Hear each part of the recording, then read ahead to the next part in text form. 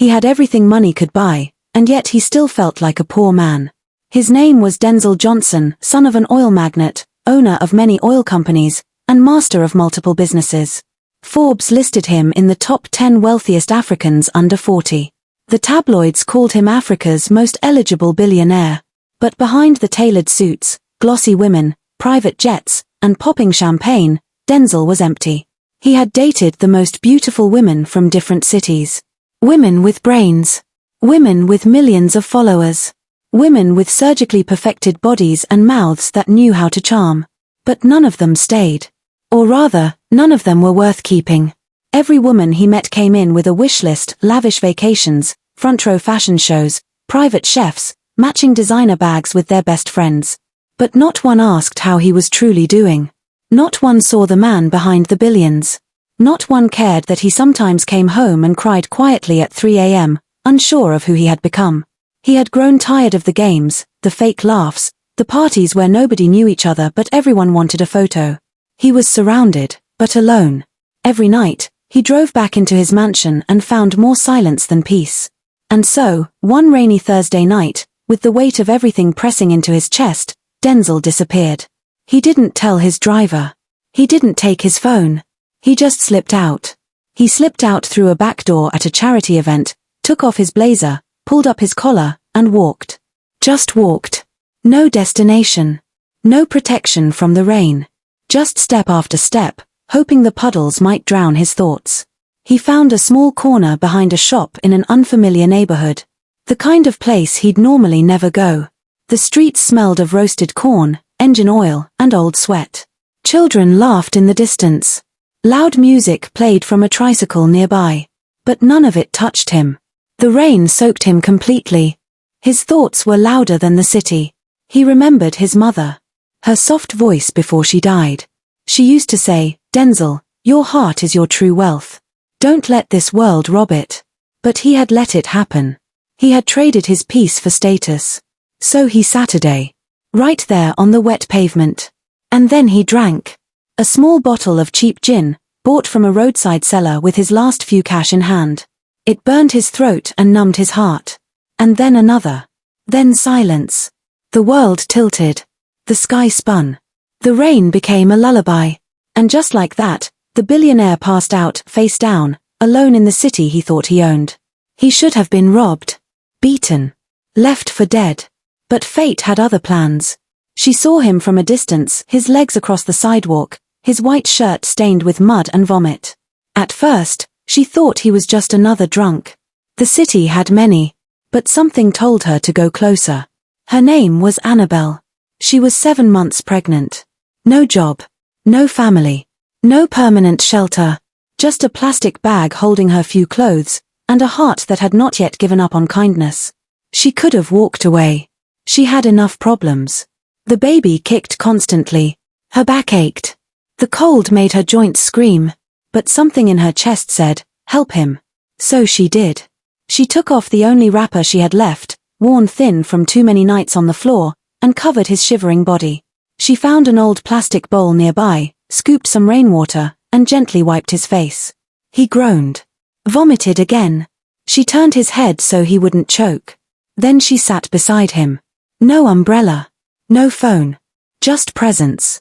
As she sat there, she remembered her own fall, how she'd been kicked out by her aunt after getting pregnant for a man who vanished. How she'd begged outside churches and slept behind mechanic shops. How people looked at her stomach and judged, but never offered more than a stare. She knew what it felt like to be ignored when you needed help the most. So she stayed. The rain continued. The world rushed past. But in that small alley, compassion built a shelter neither of them could see. Denzel woke up slowly. His head throbbed. His throat was dry. He sat up, confused. His shirt clung to his chest. The ground smelled of dirt and rain and old guilt. And there she was. A young woman, face tilted to the side, sleeping against a wall. Her belly curved gently under her shirt. Her feet were bare. Her hands wrapped protectively around her unborn child. And she was next to him. She had protected him. He looked around. No phone. No security. No cameras. No noise. It was just her, and silence. He reached into his pocket. His wallet was gone. No, wait, it was never there. He had left everything behind. He shook her gently. She stirred. "Are you all right?" he asked. She nodded. "You passed out. Why did you stay?" She shrugged. "You looked like someone's son." Those 5 words pierced something in him. He wanted to offer her money. He almost pulled out the ATM card from his back pocket out of habit, but stopped. She didn't ask. He stood up slowly, legs shaky. She tried to help him but winced from the pressure on her belly. "What's your name?" he asked. "Annabelle." "Where do you live?" She pointed vaguely. "Anywhere dry." He didn't know what to say.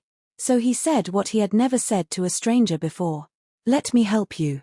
Denzel had hundreds houses, glass towers, beachfront mansions, villas hidden in mountains. But he didn't want to take Annabelle to any of them. He didn't want her to see that world just yet. Instead, he made one quiet call. His grandmother's old compound. It had been renovated recently, clean, peaceful, with a single housemaid who cooked local meals and didn't ask questions. "Take care of her like she's royalty," he told the housemaid, "but don't treat her like a guest. Let her breathe." He didn't sleep that night. Something in his chest kept knocking. He felt different for the first time in a long while. The first week, Denzel visited twice. Once to bring her supplies, new clothes, food, vitamins for the baby.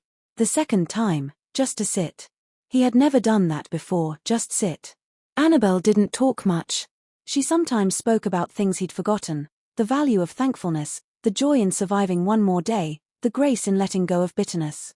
She had no degree, no wealth, no connections. But she was wise. Denzel found himself listening more and talking less. He noticed how she folded her wrapper in the same pattern every night.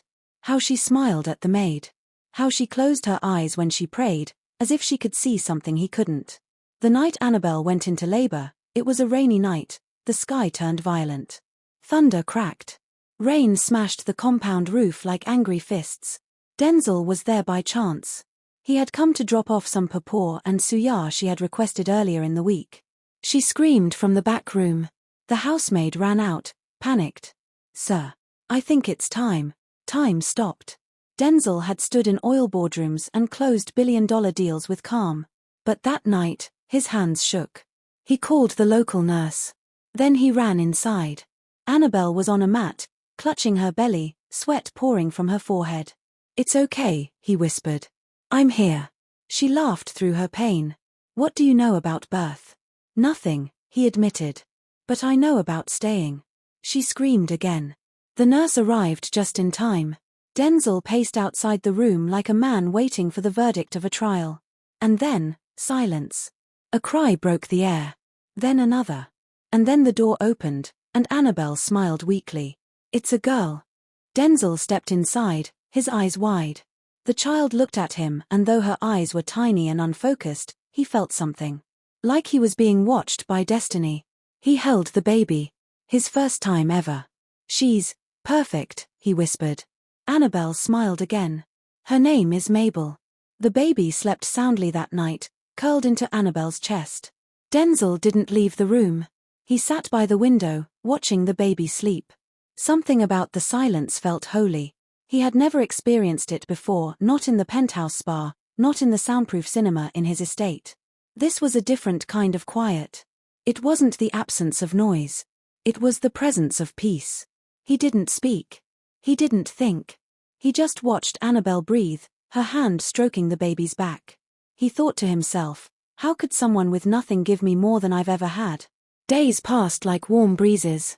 Denzel came by more often, at first pretending it was to check on the baby, but soon, it was clear he missed Annabelle. She made native dishes with palm oil and seasoning cubes, and he swore it was better than any chef's dish he'd tasted in Dubai. She asked him questions that nobody else did. What scares you the most? What were you like before the money? What would you still want if you lost it all? Denzel had never been interviewed so gently. And never with such impact. She didn't flatter him. She didn't flirt. She just saw him. That alone made his heart stir. She didn't try to win him over. That's how she won him. He knew it couldn't stay hidden forever. But not this fast. One careless photo by a nosy cousin. One social media post. And boom, the news exploded. Billionaire Denzel Johnson fathering a child with unknown village woman?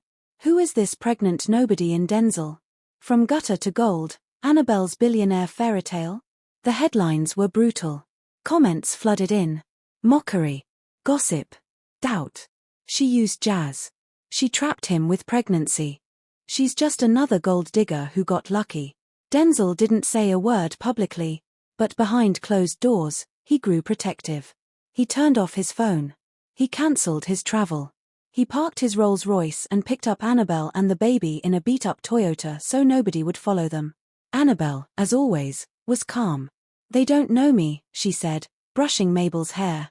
"And they don't know you. But they think they do," he muttered. "Then stop proving them wrong," she said gently. "Live your truth. Not their noise." That night, he decided something. He wasn't going to run anymore. He asked her to marry him. There was no ring, just sincerity. She didn't cry. She didn't gasp. She nodded. "If it's not for show, then yes." "It's not," he said. And it wasn't. They didn't fly to Paris. They didn't hire celebrities. The wedding had 20 chairs, a small band, and 3 trays of jollof rice. The priest came from the local church. The guests were neighbors and a few childhood friends. Annabelle wore a simple white gown made by a tailor in town. Denzel wore a simple elegant suit he hadn't touched in 5 years. And yet, it was the most expensive day of his life. Because peace is priceless. The press came too late.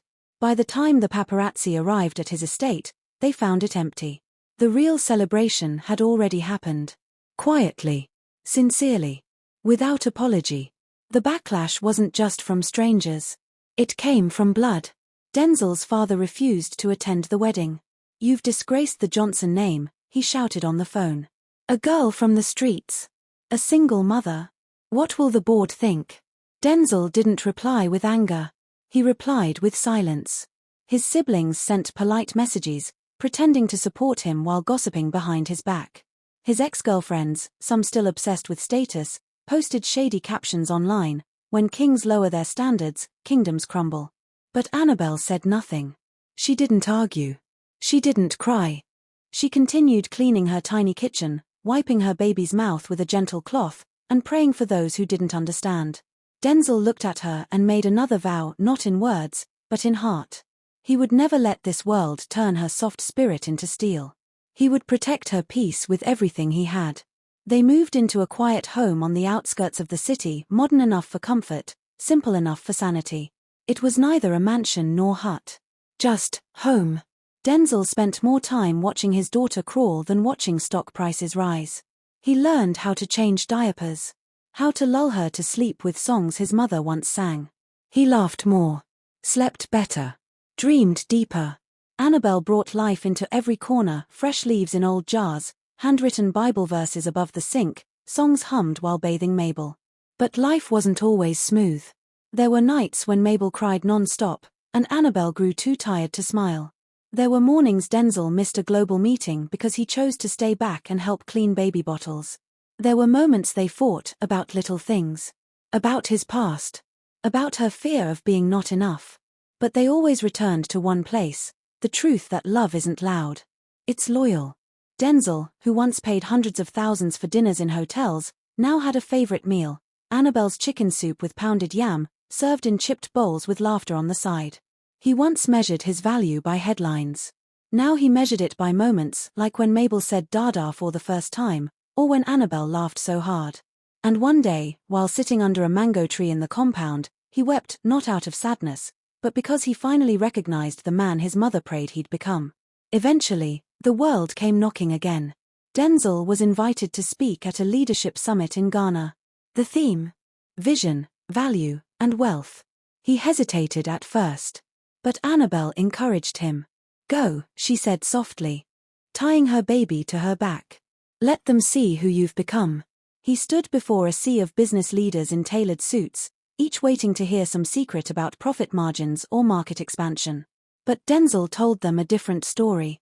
"I used to think wealth was money," he said. "Then I thought it was power.